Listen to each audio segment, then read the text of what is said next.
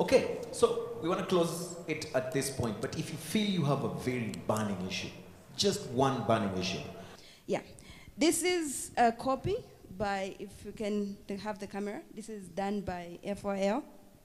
If you show this to a young person, a young woman like me, and say go into agriculture, they're going to go into it?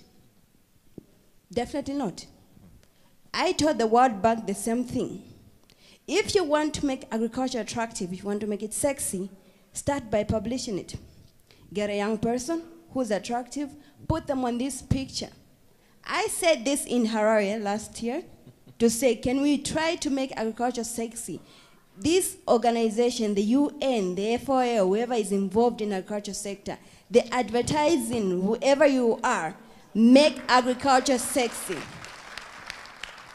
This is the beginning point of making it attractive to the young people. Right. If you, the organizers, the frontiers, the people who are supposed to lead us are putting such pictures, what are you sending to a person, a young person from the village? You pick this picture and like, oh, this is what we're living. But if they see a young person here, very attractive like me, and you put me here, even the young men in the village, they'll be like, wow, I want to be like her. I mean, where am I going to find this woman? Let me join agriculture. I mean, this is practical. That's what we need to be talking about. So please, my request is that next time we're going to have such a conference, whatever is coming up, you can look for me on Facebook, Tamara Happy Face Kaunda. Put my picture there and say she's a farmer. Yeah, and a medical doctor, yeah? Well, most people, they like to see me, oh, don't look at like she's farming, she's a doctor. No, I want to be called a farmer. Right. Because the problem we have in Africa is hunger. We don't need drugs. I work in a hospital, and I can guarantee you 80% of the diseases, why we're losing young people is because of poverty. So why then can't we give them the nutrition they need instead of the drugs? That's my switching from medicine to agriculture. So that's what we should be looking at. Another thing, she's from Singapore, I'm from Zambia. The borrowing rate in Zambia is about 35% to 40%.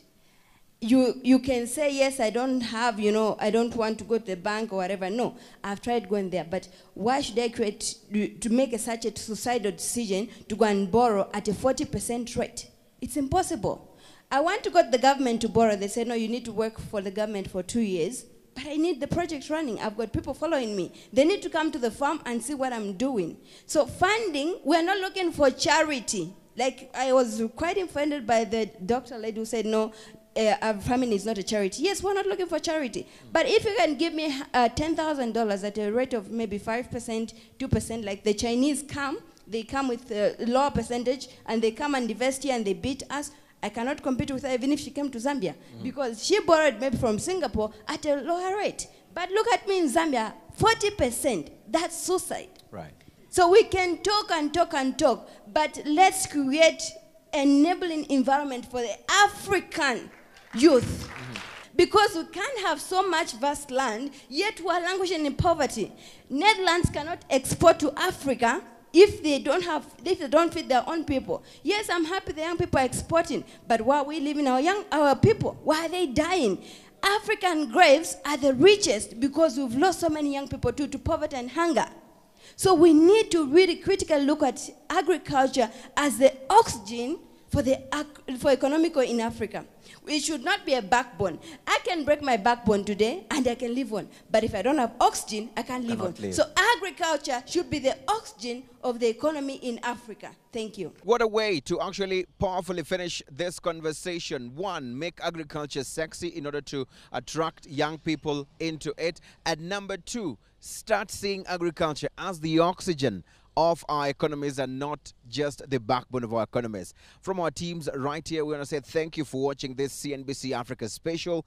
I'm Eugene Anangwe.